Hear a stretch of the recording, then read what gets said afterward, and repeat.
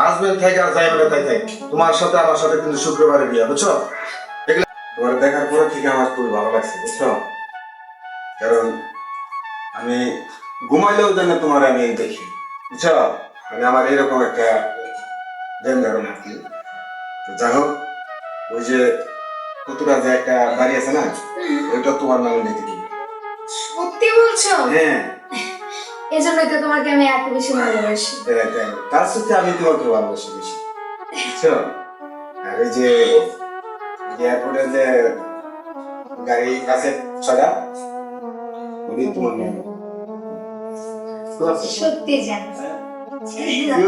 হ্যাঁ, সেটা আমি মেনেছি যে তুমি আমার জন্য সবকিছুই করতে পারো, কিন্তু বিয়ে শাদী কি খুব তাড়াতাড়ি করবে নাকি আর একটু লেট করে করবে? তুমি তো জানো আমার টাকা পয়সা ধন সম্পদ কোনো কিছুর অভাব নেই, তাই যত তাড়াতাড়ি তুমি ওকে বিয়ে করবে আমার ধন সম্পদ তোমার লিখে দেবে। সেটা ঠিক আছে। আচ্ছা, যে কথাটা না হয় বলছো, তাড়াতাড়ি চেষ্টা করবো আমি, বাট আপাতত তো কিছু সময় কাটুক আমার সাথে। আচ্ছা দেখো, কিছু সময় আমার তো ধৈর্য মানতেছে না। জানি তোমার বয়স হয়ে গেছে, আমাকে বিয়ে করে তোমার সমস্ত কিছু আমার নামে লিখে দিবে আর তুমি নিশ্চিন্তে ঘুমাবে। বুঝতে পারছি। হ্যাঁ, কেন বুঝবো না? তুমি আমাকে এত ভালোবাসো আর তোমার এই কথাগুলো আমি বুঝবো না? শোনাটারে।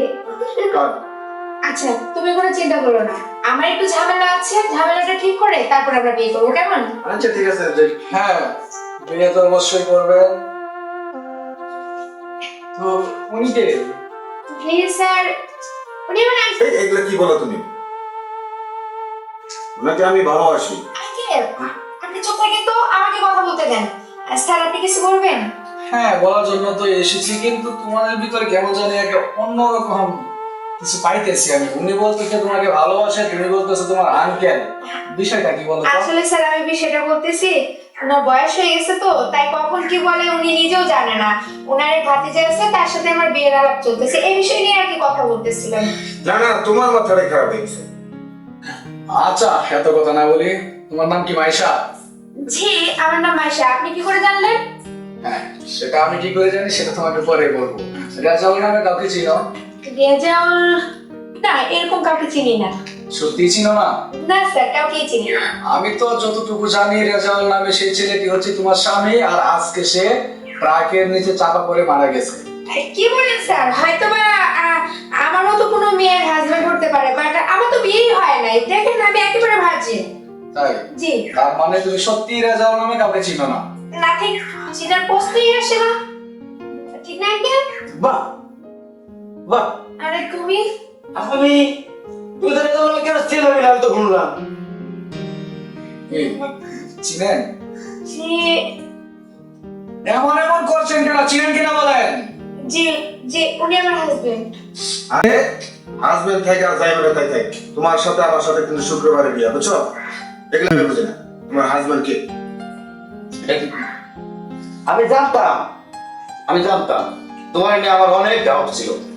মানুষে বল, অমুকে বলে তমুকে বলে তোর বউ এই পার্কে যায় আড্ডা মারে, অনেক আড্ডা মারে। এটা কিনা জানো, এগুলো বলছিল পুলিশ। এবার দোস্ত, জানি দোস্ত, ওরে আমি এই ভ্যাস ধরে তোমার পিছনে পাঠাইছি যাতে আসল রহস্যটা বাইরে আসে। তারা কি বুঝতে পারছো? আমার কথাটা কি ক্লিয়ার বোঝা গেছে? কারণ কি আমি জানি এইভাবে হলে হবে না, হাতে নাতে ধরার জন্য আমরা এটি করি। তাহলে তুমি তোমার আঙ্কেলকেই বিয়ে করো, আমার আর দরকার নেই। আমি তোমার ডিভোর্স লেটারটা পাঠিয়ে দেবো। আচ্ছা দোস্ত, আমরা জায়গা উনি ওনার আঙ্কেল বাই ভাবি। শোনো না, আচ্ছা চলো, তোমার আমার বিয়ে শুক্রবারে দিন হবে। তোমার ভাই বুড়া উঠে ভেঙে দিতে দোস্ত, তাই না? তোর মতো সুগার ড্যাডি আমি বিয়ে করবো, তুই ভাবলি কেমনে? হ্যাঁ, আরে বেশি বলো। তোর টাকারে ভালোবাসি, তোরে ভালোবাসি নাই। ফালতু কথা গা। আই রে ভালোবাসা রে, মেয়ে মানুষের তো বেমান। টাকার লোভ দেখাইয়া আমার ভালোবাসা আমার নিঃস্ব করে গেল রে।